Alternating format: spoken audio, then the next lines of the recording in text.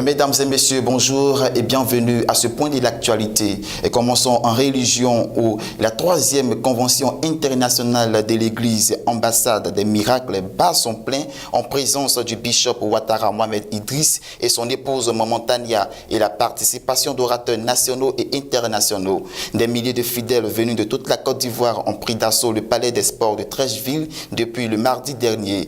Pour le bishop Ouattara Mohamed Idriss, premier responsable de cette congrégation, cette 3e convention définira la nouvelle vision de l'église ambassade des miracles.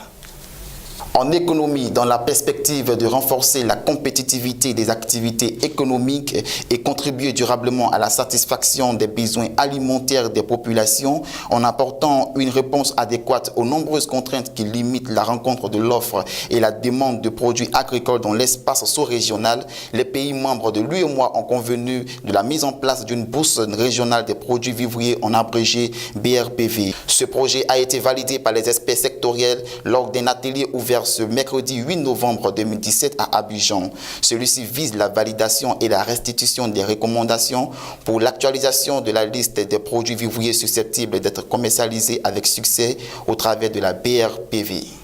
Célébrer le 14 novembre de chaque année la journée mondiale du diabète en cette édition 2017 a pour thème la femme et le diabète, notre droit à un avenir sain, à l'initiative de la Fédération internationale du diabète. Dans le cadre de la célébration de la 9e édition de la Semaine nationale de la sensibilisation et de dépistage gratuit du diabète et de l'hypertension au profit des populations ivoiriennes, une activité sportive est organisée. Cette marche débutera au rond-point de l'École nationale de police jusqu'à l'unité de formation et de recherche des sciences médicales d'Abidjan de l'université Félix Houphouët-Boigny de Cocody, où se déroulera une séance de dépistage gratuit du diabète et de l'hypertension.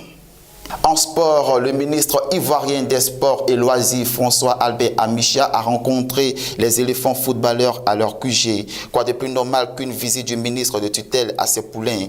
En effet, la Côte d'Ivoire affronte le 11 novembre prochain sur ses terres le Maroc dans le cadre de la dernière journée de qualification pour le Mondial 2018 en Russie. Ce match est décisif car une victoire propulserait la Côte d'Ivoire au Mondial pour la 4e fois d'affilée. Cette fois, le contexte est très différent comparé à 2006, 2010 et 2014. Le match du samedi est très important pour tous, a souligné le ministre Amicha.